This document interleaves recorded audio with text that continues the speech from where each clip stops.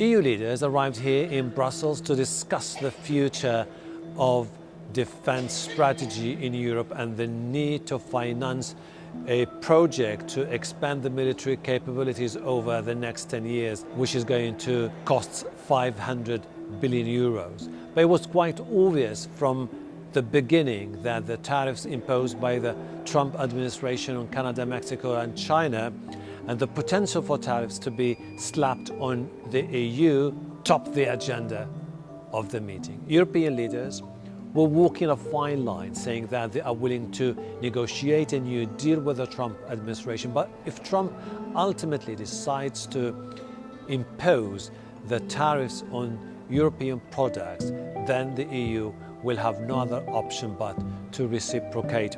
These are critical times, delicate moment for the EU. On one hand, there is this war in Ukraine which enters its third year.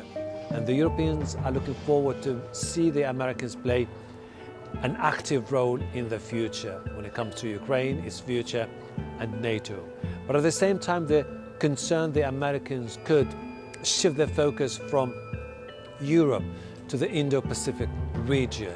And this explains why they're saying on one hand they're willing to negotiate whatever agreement with the Trump administration, and they remain committed to an interconnected global market with lower tariffs where the Europeans and the Americans can benefit. But if ultimately the Americans decide to raise those tariffs, Europe will do the same thing.